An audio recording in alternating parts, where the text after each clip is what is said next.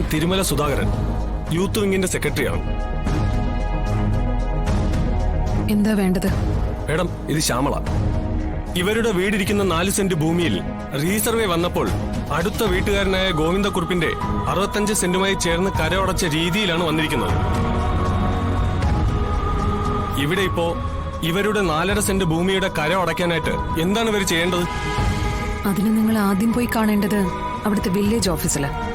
Village ഓഫീസിൽ കയറി ഇറങ്ങി ഇവരുടെ ചെരുപ്പുകൾ തേഞ്ഞോണ്ടാ ഇവരിങ്ങോട്ട് വന്നത്. ഇവർക്ക് നീതി കിട്ടിയില്ലെങ്കിൽ കളക്ടറേറ്റിന് മുന്നിൽ വന്ന് ഞങ്ങൾ കൊടി പിടിക്കും. എന്നാ താൻ ആദ്യം പോയി കൊടി പിടിച്ചിട്ട് വാ, എന്നിട്ട് സംസാരിക്കാം. മാഡം, ഇനി വരാൻ പോകുന്ന ഇലക്ഷനിൽ യൂത്ത് വിങ്ങിന്റെ ഒരു വലിയ നിര തന്നെയാണ് മത്സരിക്കാനുള്ളത്. ഞങ്ങളുടെ കാര്യങ്ങൾ പരിഹരിക്കാതെയാണ് മുന്നോട്ട് പോകുന്നെങ്കിൽ വലിയ ഭവിഷ്യത്തുണ്ടാകും. താൻ ആരെയാണോ പേടിപ്പിക്കാൻ നോക്കുന്നത്? നിങ്ങളുടെ പാർട്ടിയല്ല എനിക്ക് ശമ്പളം തരുന്നത്. എനിക്കറിയാം എന്തൊക്കെ ചെയ്യണോന്ന്. മേലാൽ താൻ എന്റെ ക്യാബിനകത്തേക്ക് കയറി പോരുത്.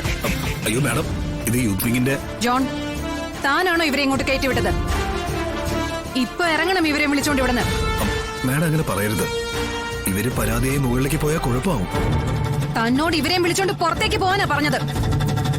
ഇനി എന്ത് നടപടി വന്നാലും അത് ഞാൻ നേരിട്ടോളാം. പോവാം. മാഡം, ഇതിന് വലിയ വില കൊടുക്കേണ്ടി വരും. ആ, കാണാം.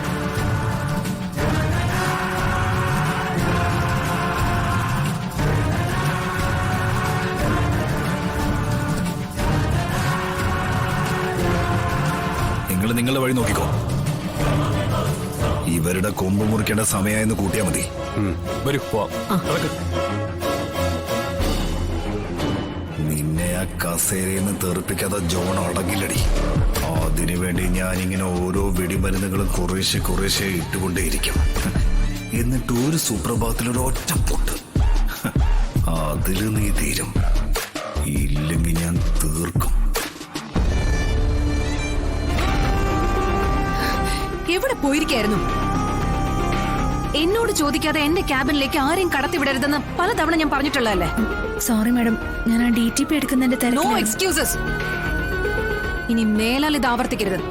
മാഡം, പിന്നെ ആ റവന്യൂ മിനിസ്റ്ററുടെ... എനിക്കിനി ഒന്നും കേൾക്കണ്ട. Get out. Madam, I say you get out.